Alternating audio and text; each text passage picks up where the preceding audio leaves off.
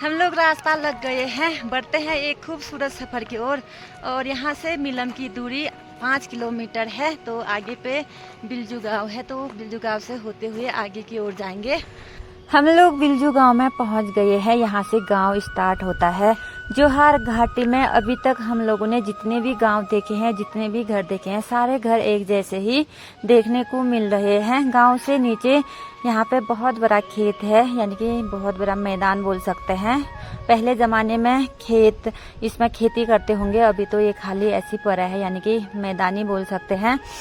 यहाँ से पैदल रास्ता है, रोड तो नीचे की तरफ से जाते हैं। हम लोग ऊपर साइड आए हैं क्योंकि गांव में जो खाने पीने का होटल वगैरह है, तो यहाँ से ऊपर लोग होटल में जाते होंगे और गांव में जाने वाला रास्ता भी यहाँ से ऊपर की ओर है। हम लोग ऊपर नहीं जाएंगे, हम लोग जाएंगे नीचे की ओर। नमस्ते, भले रहा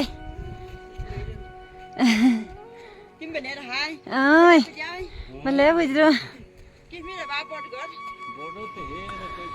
आप लोग भी कह रहे होंगे कि रोज रोज के ब्लॉग में सेम दिखा रही हैं, लेकिन क्या करें भाई, हम लोग भी जोहार घाटी की तरफ पहली बार ही आए हैं, तो यहाँ सेम घर दिखाई दे रहे हैं। जितने भी गांव हैं, जितने भी गांव में घर बने हुए हैं, सारे घरों की चिनाई सेम है, सेम प्रकार के छत पड़े हुए हैं। तो लगभग 12-13 गांव जोहार वैली में है, तो हर गांव में ऐसे ही देखने को हम लोगों को मिल रहा है। यहाँ पे खेतों में कुछ सब्जियां दिखाई दे रहे हैं, पीले पीले पड़े हुए हैं। लाई और गोभी तो खाने लायक बिल्कुल भी नहीं है। इस साइड को खेतों में मुझे सामने पे जिम्बू दिखाई दे रहा है। भाई जोहार वैली में जिम्बू बहुत फेमस है। एक बार कटिंग हो गई है इसकी, अब दोबारा से काटेंगे। और इस साइड को आलू काफ़ी अच्छे हो रखे हैं, यानी कि हरे भरे, ऐसा लग रहा है जैसे ढेर सारे आलू लगे हुए होंगे। नीचे साइड गोभी भी है और ऊपर साइड बीच में, घरों के बीच में खेत बने हुए हैं, यानी कि हर खेतों में कुछ ना कुछ बोया है। कहीं पे राई, कहीं पे आलू, कहीं पे फापर, यानी कि नीचे खेत में फापर दिखाई दे रहा है। यानी कि हमें पता है कि हम लोगों ने लासपा गाँव में देखा था कि ये फापर की खेती कर रखी है। यहाँ पर भी ऊपर साइड भी आलू काफ़ी अच्छे हो रहे हैं। अब हम लोग बढ़ते हैं नीचे की ओर, क्योंकि रोड नीचे साइड है। हम लोगों को नीचे साइड ही जाना था, लेकिन हम लोग ऊपर साइड आ गए, क्योंकि हमें भी पता नहीं है कि रास्ता कहाँ से है। और यहाँ पे मुझे झाड़ियों पे लाल कलर के कुछ दाने दिखाई दे रहे हैं। और जैसे हमारे गांव में घिंगारू होता है ना, घिंगारू के दाने छोटे छोटे होते हैं, इसके दाने थोड़े बड़े बड़े हैं और लाल कलर का है। हमें भी पता नहीं है कि ये किस चीज़ के दाने हैं, आगे जाके पता करेंगे। और ऊपर साइड खेत काफ़ी हरा भरा दिखाई दे रहा है, इसमें फापर की खेती कर रखी है, कितना सुंदर लग रहा है। ऊपर साइड गांव में काफ़ी घने घर बने हुए हैं। ठीक गांव के पीछे से ढेर सारे पहाड़ियां शुरू हो जाते हैं। अभी हम लोग गांव के नीचे छोर पे पहुंच गए हैं। सामने पे बूबूजी और साथ में 2 बकरियां दिखाई दे रहे हैं। नीचे साइड काफ़ी बड़े खेत हैं, सारे खेत बंजर पड़ गए हैं यहाँ पे, यानी कि यहाँ पे लोग रहते ही नहीं है, बहुत कम रहते हैं। ऊपर साइड के खेतों में कुछ ना कुछ बो रखा है गांव वालों ने, यानी कि किसी में आलू, किसी में मूली, सब्जियां, फापर, जिम्बू, इस टाइप से कुछ बोया हुआ है। दोस्तों फाइनली हम लोग मिलम गांव के सामने पे पहुंच गए हैं। काफ़ी देर से सोच रही थी यार, कब मिलम गांव दिखेगा, कब मिलम गांव दिखेगा। फाइनली सामने पे रहा। यहाँ से कम 2-2.5 घंटे हमें और लग जाएंगे। और गांव के ठीक पीछे पे एक बड़ा सा नुकीलेदार पहाड़ है। और रोड चलने में ना काफ़ी अछेक हो रहा है, यानी कि काफ़ी टाइम लग जा रहा है। और नीचे पे नदी के उफान से ना काफ़ी भूमि कटाव देखने को मिल रहा है पूरे जोहार घाटी में। सामने के पहाड़ियों पे देखिए ढेर सारे बादल लगे हुए हैं, मौसम पूरी तरह से पैक है। अभी करीब 10 बजे का टाइम है। हम लोग काफ़ी आगे पहुंच गए हैं। कड़ी धूप लगी है और हमें जोरों शोरों से प्यास भी लग गई है। जोहार घाटी में एक बात तो है, कहीं भी ऐसा नहीं हुआ है कि हमें प्यास लगी हो और पानी ना मिले, मतलब हर जगह पे पानी है। अब हम लोग ठंडा पानी पी लेते हैं, फिर बढ़ते हैं आगे।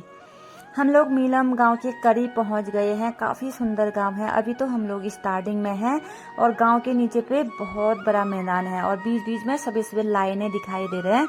एक ज़माने में यहाँ पे खेती करते होंगे, तो ये अलग अलग फैमिली के खेत होंगे। बीच में दीवारें दी गई है। काफ़ी बड़ा मैदान है भाई, बाप रे।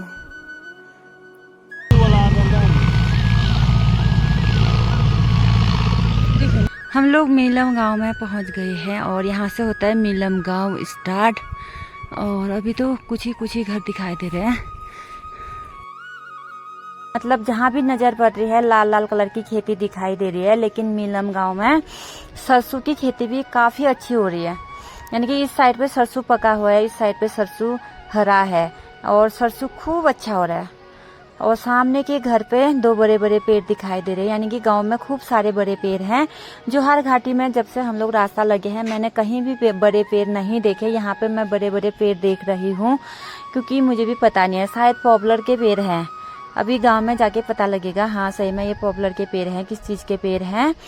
और इस साइड को देखिए, खेत में कितने सारे सरसों के कुन्यूर डाल रखे हैं और ऊपर पे प्लास्टिक रख रखे हैं ताकि पानी अंदर ना फंसे। और इस साइड को वाव, इस वाले खेत में देखिए बाप रे कितने सारे सरसों के कुन्यूर हैं और काफी अच्छा भी हो रहा है। और यहाँ पे खूब सारे मटर के बेल दिखाई दे रहे हैं। मटर के बेल एकदम छोटे छोटे हैं, उस पर ढेर सारे मटर लगे हुए हैं और इसके सपोर्ट के लिए खूब लकड़ियां गाड़ रखे हैं छोटे छोटे। और इस वाले खेत में तो एक ही साथ कई सारी सब्जियां बो रखे हैं, मूली है, क्या होता है, लाई है, गोभी है और इतने सारे सब्जियां बो रखे हैं। अब हम लोग पहुंच गए हैं मीलम गांव के होम स्टे में। हम लोग करीब दिन के 12 बजे यहाँ पहुँचे। तो यहाँ पे है होम स्टे। होम स्टे में देखा कोई भी नहीं है। हम लोगों ने बैग वैग यहाँ पे रख दिया। सामने पे एक भैया मिला, हमने कहा होटल पे कोई भी नहीं है। उन्होंने बोला कि बगल में है तो बुला देते हैं। तो कुछ इस तरह का दरवाजा हमें दिखा और दरवाजे पे ढेर सारे डिजाइन बने हुए हैं, अलग अलग प्रकार के डिजाइन बने हुए हैं। अब अंदर पे लाल मिट्टी की लिपाई हुई है और ऊपर पे गणेश भगवान का चित्र बना हुआ है और बाहर पे सफेद मिट्टी से कलर हुआ है। यहाँ पे एक चक्र लगा हुआ है और ऊपर पे एक पत्थर लगा हुआ है, बीच में होल है और यहाँ पे लिखा है पंक्ति हाउस। अब थोड़ी देर रेस्ट कर लेते हैं, फिर देखते हैं खाने का क्या सीन है। अभी अभी होटल वाले भैया बोले कि आज गांव में पूजा है तो सारे गांव वालों के लिए, बाहर वालों के लिए, जो भी यहाँ हैं सबके लिए खाना वही बना है। तो हम लोग ठीक अष्टमी से एक दिन पहले यहाँ पहुँचे हैं। तो हम लोग भी मंदिर की तरफ जा रहे हैं। जैसे हम लोग मंदिर की तरफ जा रहे हैं, गांव वाले सारे नीचे की तरफ आ रहे हैं, क्योंकि गांव से ऊपर मंदिर बना हुआ है। जो नॉर्थ लगता है वो गांव में लगता है, तो ये लोग वहीं जा रहे हैं जहाँ पे नॉर्थ लगता है। अब इनके साथ साथ हम लोग भी नीचे की तरफ चले जाते हैं। आगे क्या सीन है क्या है कुछ भी आइडिया नहीं है, तो हम लोग भी चलते हैं इनके साथ नीचे की तरफ। हम लोग भी गांव वालों के साथ ही नीचे की तरफ आ गए हैं। यहाँ पे नॉर्थ लगता है और ये जगह है मीलम के बीच गाँव में। अभी कुछ लोगों को तैयार कर रहे हैं नीचे कोने में, जैसे चुनरी लगा रहे हैं, टोपी ओढ़ा रहे हैं, डोका तैयार कर रहे हैं। जैसे 3, 5, 7 कुछ इस टाइप से इतने लोगों को तैयार करेंगे। अभी थोड़ी देर के बाद देवता आएगा, फिर इन लोगों को अच्छे से तैयार करेगा। क्या होता है फिर अष्टमी से ठीक एक दिन पहले ना ब्रह्म कमल तोड़ने के लिए भेजते हैं। तो देवता इनको अच्छे से तैयार करने के बाद ब्रह्म कमल तोड़ने के लिए भेजेगा। और हम भी खुश नसीब समझ रहे हैं खुद को भाई, हम भी अष्टमी से ठीक एक दिन पहले यहाँ पहुँचे हैं। मैं भी पहली बार मतलब देख रही हूँ कि मतलब ब्रह्म कमल तोड़ने के लिए कैसे भेजते हैं, क्या क्या होता है।